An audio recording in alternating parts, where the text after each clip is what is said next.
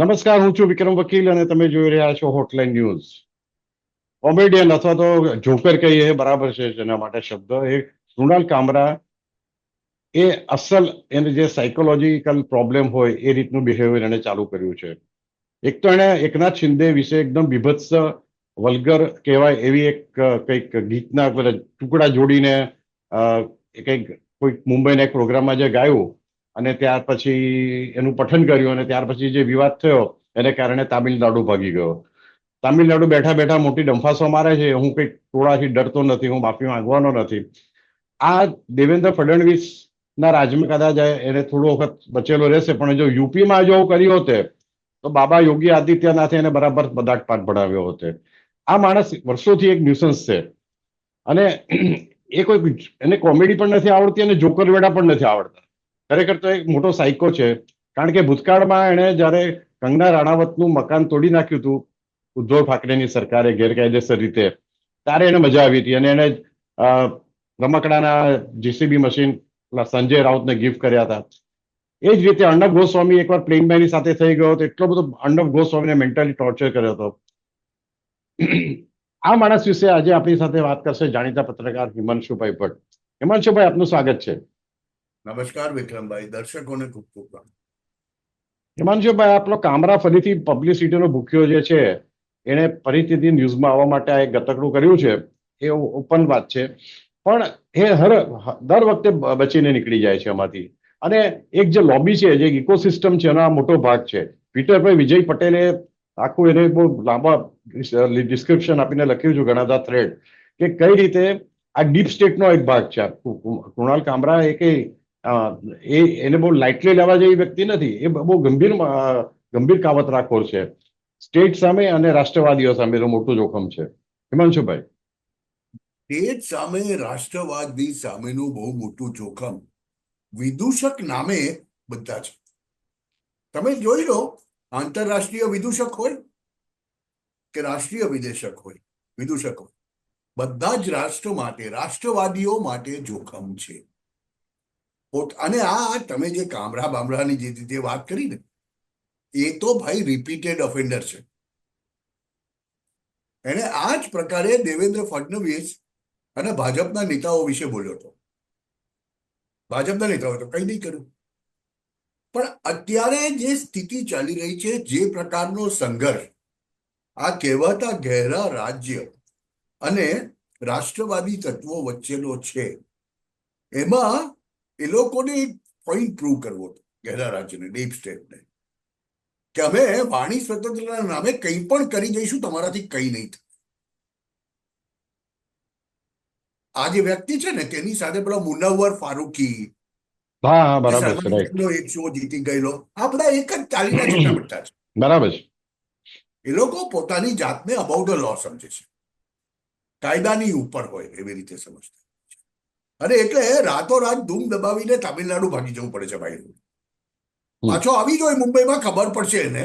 આ છે ને સાહેબ, આ કામરા સામેનું એક્શનને તમે યુનિલેટરલી નહીં જોતા, ખાલી એની સામેનું એક્શન નહીં જોતા, ખાલી આજે બોલ્યો છે ને તેને તમે ખાલી એ બોલ્યો છે એ રીતે નહીં જોતા. આ ઘેરા રાજ્ય દ્વારા મુંબઈની અંદર પણ પલીતો ચાંપવાનો પ્રયાસ છે. નાગપુરમાં પલીતો ચંપાયો, પણ નાગપુરમાં તો હું એમ કહીશ કે આ દેવેન્દ્ર ફડણવીસની સરકારે, આ સાંભળજો બરાબર, ખબર હોવા છતાં કે કરી જુઓ, અમારે જોવા છે તમે કોણ છો. અને હવે એ બધાના જે સોફ્ટવેર અપડેટ થઈ રહ્યા છે, એ પેલો ફહીમ ખાનથી માંડીને જે પણ હોય તે બધાના, આખી ઇકોસિસ્ટમ નાગપુરથી લઈને પાકિસ્તાન સુધીની તોડી પાડી છે. આના ફળ રૂપે મુંબઈની અંદર આવું કંઈક થાય છે. અને આ કહેવાતા કોમેડિયનના ઘર ઉપર અને સ્ટુડિયો ઉપર બુલડોઝર ચાલે છે. તમે જે શરૂઆતમાં કહ્યું ને કે યોગી બાબાના રાજમાં 24 કલાક ના લાગ્યા હોત, ફડણવીસના રાજમાં 48 કલાક લાગ્યા. પણ બુલડોઝર જાણી જોઈને ચલાવવામાં, કેમ કે આ પ્રકારના જે તત્વો હોય છે ને, તે તત્વો ક્યારેય લીગલ કામ કશું કરતા નથી. એટલે એમની ઇલીગાલિટી ક્યાંક ને ક્યાંક તો હોય જ. ચોક્કસ હોય. અને હિમાંશુભાઈ, બીજી વસ્તુ એ છે કે આમાં આપણે લીગાલિટી ઇલીગાલિટીની આવા વ્યક્તિઓ જે રાષ્ટ્ર માટે અને રાષ્ટ્રવાદીઓ માટે જોખમરૂપ છે, યુદ્ધ અને પ્રેમમાં બધું જ યોગ્ય છે, જે આપણે ઇંગ્લિશમાં કહેવત છે everything is fair in love and war, એવું આ લોકોને તો પાડી દેવા માટે એવરીથિંગ ઇઝ ફેર. હું તો એમ કહું છું, એમાં હિંસા પણ કરવી પડે તો કરવાનું, થોડો કાયદો હાથમાં લેવો પડે થોડો લેવો પડે. કારણ કે આ લોકોએ ક્યાં કાયદાનું કઈ બંધારણને માન આપ્યું છે કદી? આ કૃણાલ કામરા જેવા કે બીજા બીજા આવા સ્ટેન્ડઅપ કહેવાતા કોમેડિયનો છે, એ લોકો કોમેડી પણ નથી કરતા, એ લોકો જે રોકે છે એ એક સાહેબ, એ લોકો કોમેડી નથી સુગર કરતા. કોટેડ ચોકલેટ ની અંદર દરિયો કડવાશ ભર્યું હોય છે, અને આ પોલિટિકલ મોટિવેટેડ હોય છે. આની આ લોકોને ફંડિંગ કોણ કરતું હશે? 100% ઉદ્ધવ ઠાકરેની ગેંગ કરતી હશે. કારણ નહીં તો એ ઉદ્ધવ ઠાકરે નહીં, ખરેખર તટસ્થ હોતે તો જયારે ઉદ્ધવ ઠાકરે સીએમ હતા ત્યારે એની વિરુદ્ધ કેટલા વિડીયો બનાવ્યા? ચાલો બતાવો મને એક પણ વિડીયો બનાવ્યો હોય તો. આપણા ગુજરાતીઓ બી કેટલાક ગુજરાતીઓ બી આપણા તળિયા ચાટુ છે આ બધાના, ઉદ્ધવ ઠાકરેના, એ બધા ખુશ થાય છે. પણ એ લોકોને ખબર નથી તમારી તટસ્થતાનો તમારો આંચડો આખો ઉઘાડો પડી ગયો છે. હવે સાહેબ, એકચ્યુઅલ આ ગેમ જ પોલિટિકલ ગેમ છે. અહીંયા આગાડી બરાબરના પારખા થઈ રહ્યા છે. આ એક ટેસ્ટ થઈ રહ્યો છે ઉદ્ધવ ઠાકરે એન્ડ કંપની દ્વારા. મુંબઈ મહાનિગમના ચુનાવ આવે છે, ચૂંટણીઓ આવે છે. હવે ઉદ્ધવ ઠાકરે મહારાષ્ટ્રના અને મુંબઈના રાજકારણમાંથી અપ્રસ્તુત બની જશે જો એ ચૂંટણીઓ નહીં જીતે તો. બીજી તરફ એકનાથ શિંદે માટે પણ અસ્તિત્વનો સવાલ છે. મુંબઈ મહાનગરના ચૂંટણીઓ જો શિવસેના, શિંદે ગ્રુપ અને ભાજપ મળીને જીતી ગયું તો ઉદ્ધવ ઠાકરેનું નામો નિશાન ગાયબ થઈ જશે. ઓરિજિનલ શિવસેના, એકનાથ શિંદેની શિવસેના છે તે પ્રસ્થાપિત થઈ જશે. અને એટલે આ પોલિટિકલ મોટિવ છે, ટેસ્ટિંગ ધ વોટર્સ. અને એમાં જ્યારે 228 સીટ મેળવીને ભાજપની યુતિ સત્તા પર બેઠેલી હોય ત્યારે દેવેન્દ્ર ફડણવીસ શું કામ ગાંઠે? મેં કેટલાકને વાંચ્યા દેવેન્દ્ર ફડણવીસને ગાળો દેતા, પણ દેવેન્દ્ર ફડણવીસે બહુ કેલ્ક્યુલેટેડ ગેમ રમેલી છે. હું હજુ પણ કહું છું, નાગપુરની અંદર જે પ્રકારે ઇકોસિસ્ટમને ઉઘાડી પાડીને એમના સોફ્ટવેર એક પછી એક અપડેટ થયા છે, તેમના ઘરો ઉપર જે રીતે બુલડોઝરો ચાલ્યા છે નાગપુરની અંદર, આનાથી એક ભયંકર ડરનો માહોલ સામેના પક્ષમાં છે. કેમ કે આ પ્રકારના અસામાજિક તત્વો માટે તમને બધું ચાલશે, એમના ઘરો ઉપર જ બુલડોઝર ફેરવી દો, ઇલીગલ છે ઘર કરીને. શું કરી શકે સાહેબ? અને ત્યારે બધા પગમાં પડતા આવે છે. જુઓ, રાષ્ટ્રીય સ્તરે એક તરફ વક્ફ બિલ પસાર થવાનું છે. જો આ બધા કારણો એક પછી એક આવે છે, અને એ બધાની વચ્ચે ભારતની અંદર આ પ્રકારની કઈ અઘટિત ઘટનાઓ હોય એનો એક ભાગ રૂપે આ એક કોમેડિયનને ઉભો કરાયો. આ કોમેડિયન પહેલા બીજો એક પેલો યુટ્યુબર આવેલો, ખબર છે? રણવીર અલ્હાબાદિયા કરી. હા હા, એ યુટ્યુબરે શું નાટક કરેલું? આ જ પ્રકારનું હતું ને કંઈક. હા, એટલે કોઈ વલ્ગર કોમેન્ટ કરી હતી અને એને એ માટે એને આ જ કંઈક પ્રકારની પછી વગર કોમેન્ટ માફી માંગવી હતી. પડી. કોર્ટમાં 2 કેસીસ પણ થયા. દિવસની અંદર સોફ્ટવેર અપડેટ થઈ ગયું. ભાગતો ભાગતો બચાવવા માટે પોતાને જાતે બધે જઈને ફરી વળ્યો. એનું તો કંઈક રેપ્યુટેશન સારું હતું, તે બચી ગયો. પણ આ જે ભાઈ છે આપણા, આ ભાઈ જેવા તત્વો, અને એ એક આખી ગેંગ છે. એમાં છે ભાઈ, તમને જો યાદ હોય તો જયારે લગભગ કોરોના વખતની આસપાસની વાત છે, અર્ણબ ગોસ્વામી દિલ્હીથી મુંબઈ આવી રહ્યા હતા કે મુંબઈથી દિલ્હી જઈ રહ્યા હતા ફ્લાઇટમાં, ત્યારે આ જે કામરા છે એ એટલું એનું આપણે શું કહેવાય કે અશિષ્ટ વર્તન, આપણે થોડો સારા શબ્દો વાપર્યા હતો, એ કર્યું હતું. અને એનો વિડીયો ઉતાર્યો હતો પાછો.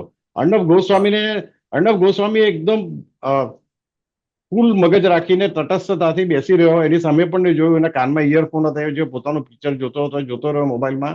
અને આ એને આંગળી કરતો રહ્યો, આપણી સાદી ભાષામાં કહે ઉશ્કેરવા માટે, કે એને કંઈક આમાંથી પબ્લિસિટી મળે.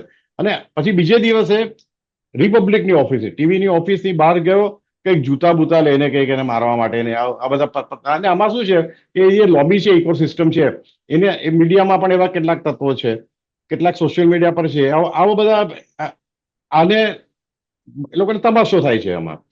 પણ લાંબા ગાળે જતા આમાં અર્ણબ ગોસ્વામીનું કંઈ બગાડી નહીં શક્યો, ન તો એને કંગના રાણાવતનું બગાડી શક્યો. કંગના રાણાવત આજે MP બની ગઈ, ત્યાર પછી એને 2-3 સુપરહિટ ફિલ્મો બનાવી. અર્ણબ ગોસ્વામી આજે સૌથી વધુ જોવાતી ચેનલના માલિક તંત્રી છે. એટલે અલ્ટિમેટલી આ કોમેડિયનો આ ત્યાં જ રહેવાનો છે. એનું સ્તર જ્યાં ગટર છાપ કોમેડી કરે છે, એ ગટર છાપ જ રહેવાનો છે આમાં. નહીં, ગટર છાપ, તમને યાદ આવે તો અર્ણબ ગોસ્વામીની વાત નીકળી, પલઘરની ઘટના બની હતી. હા, સાધુઓને મારી નાખવામાં આવ્યા તે. સાધુઓને મારી નાખવાની ઘટના બની ત્યારે એકમાત્ર અર્ણબ ગોસ્વામી અને રિપબ્લિક હતું, બરાબર, કે જે સાધુઓના પક્ષે ચાલ્યું. એટલે એની ઉપર પસ્તાળ પડી. રાઈટ. પસ્તાળ પડી, કોર્ટમાંથી બહાર આવી ગયા પાછા. એટલે અર્ણબ ગોસ્વામીને કોઈની કોઈ રીતે માનસિક રીતે હેરાન કરવાની વાત. એમાં આવા લબ્ધ પ્રતિષ્ઠિત કહેવાતા કોમેડિયનનો ઉપયોગ થયો. હું તેનું નામ બી લેવા નથી માંગતો સાહેબ, બહુ સાચી વાત કહું કે આ એવા વિદૂષકો છે કે જે વિદૂષકો ભારતીય લોકશાહીનો ફાયદો ઉઠાવીને, વાણી સ્વતંત્રતાનો ફાયદો ઉઠાવીને આપણને જ ગાલ પર તમાચો મારતા છે. એટલે એ લોકોને તો હાથ ઉગામે ગાલ પર તમાચો મારતા એ પહેલા એમનો હાથ કાપી લેવો જોઈએ. They should be total lesson. અને આનું તમે લખી રાખજો સાહેબ, આ વ્યક્તિને એવું ખરાબ પાઠ ભણાવવામાં આવશે કે એનું જોઈને, એની જે હાલત થઈ છે તે જોઈને બીજા આવું કંઈ કરવાથી, કેમ કે આપણે ત્યાં બહુ મોટા મોટા લોકો છે જે લોકોને વાને ઘડીએ વાણી સ્વતંત્રતા યાદ આવી જાય છે, દેશ લાગતો નથી એમના માટે. આ વાણી સ્વાતંત્ર્ય જયારે કંગના રણૌત વાણી સ્વાતંત્ર્ય હણાયું અને એના ઘર પર બુલડોઝર ચાલ્યું ત્યારે આ બધા વાણી સ્વાતંત્ર્ય ભૂલી ગયા હતા. આ હિમાંશુભાઈ, આ કોઈને વાણી સ્વાતંત્ર્ય સાથે લેવા દેવા નથી. સૌથી મોટા સન્મુખ ત્યારો આ બધા છે જે હમણાં વાણી સ્વાતંત્ર્યની વાતો કરે છે. બંગાળમાં મમતા બેનર્જીએ એક કાર્ટૂનિસ્ટને જેલમાં પૂરી દીધું એનું કાર્ટૂન દોરવા માટે. મહારાષ્ટ્રમાં જ તમને કહું તો એક મોટી ઉંમરના રિટાયર્ડ નેવલ ઓફિસર, એને આ ઉદ્ધવ ઠાકરેની શિવસેનાના કાર્યકરોએ માર્યો હતો કારણ કે એને કંઈક આદિત્ય ઠાકરે વિશે મજાક કરી હતી. ત્યારે આ બધા વાણી સ્વાતંત્ર્ય, ના આમાંથી કોઈને જ વાણી સ્વાતંત્ર્યની ફેવરમાં નથી. આપણે જે વાણી સ્વાતંત્ર્યની વાતો કરે છે ને એ બધા એક નંબરના લબાડ અને ધંભી માણસો છે. આપણે ગુજરાતી લેખકોમાં પણ કેટલાક એવા છે. એવું નથી કે નેશનલ લેવલ પર જ આ બધા બદમાશો બેઠા છે. અહીં આપણે ત્યાં પણ છે બધા. હા, હું તો સમજી શકું છું. આ બેસિકલી મુંબઈને સળગાવવા માટેનું કાવતરું છે. આ ટેસ્ટિંગ છે. મુંબઈ મહાનગરના ચૂંટણીઓ આવી રહી છે. શિવસેનાની આંતરિક લડાઈ જે શરૂ થઈ હતી અને પૂરી નથી થઈ, તે હવે પૂરી થશે આ મહાનગર નિગમની ચૂંટણીમાં. અને એમાં જે જીતશે તે સાચો શિવસેનાનો માલિક હશે. ઉદ્ધવ ઠાકરે હોય કે એકનાથ શિંદે હોય. અને એટલા માટે આ ઊભું કરાયેલું જ કરતું છે. હિમાંશુભાઈ, સાચી શિવસેના તો એકનાથ શિંદેની છે. પુરવાર એટલા માટે થયું કે બાલા સાહેબ ઠાકરેની આઈડિયોલોજીને એ વળગી રહ્યા છે. ઉદ્ધવ ઠાકરે અને આદિત્ય ઠાકરે તો ગાંધી કુટુંબના ખોળામાં જઈને બેસી ગયા. જેમને માટે બાલા સાહેબને સૌથી વધારે વાંધો હતો એ કામ તેણે કર્યું. એકનાથ શિંદે તો એ વખતે મજબૂરીના માર્યા થોડો સમય રહેવું પડ્યું આની સાથે, પણ જેવો મોકો મળ્યો એટલે પક્ષ છોડીને નીકળી ગયા. એટલે સાચી શિવસેના તો એકનાથ શિંદેની શિવસેના છે. અને ચૂંટણી એકચ્યુઅલી આ લડાઈ છે બેસિકલી કે આ જે કોમેડિયન છે વિદૂષક, આનો તો એક હથિયાર તરીકે ઉપયોગ કરાયો છે. પણ એ હથિયારનું એવું ખરાબ રીતે અપડેટ કરવું પડશે સોફ્ટવેર કે આવા કોઈ પ્રકારના હથિયારો બહાર આવવાની હિંમત નહીં કરે. હું તો બરાબર છે. જી હિમાંશુભાઈ, સાચી વાત છે. તમે અને હિમાંશુભાઈ, તમે અમારી સાથે જોડાયા, તમે એનાલિસિસ કર્યું એ બદલ આપનો ખૂબ ખૂબ આભાર. અને વાચકોને પણ મારી એક વારંવાર વિનંતી છે, દર્શકોને આપણા હોટલાઇન ન્યૂઝના, કે તમે તમારી કોમેન્ટ અમને લખીને મોકલો. શું ગમ્યું, શું નહીં ગમ્યું, તમારો શું અભિપ્રાય છે આ બાબતે, તો અમને પણ વાંચવાનું ગમશે. થેન્ક યુ વેરી મચ હિમાંશુભાઈ. આવા પ્રકારના વિડીયો તમને જોવા ગમતા હોય તો હોટલાઇન ન્યૂઝ ચેનલને લાઇક, શેર અને સબસ્ક્રાઇબ કરો.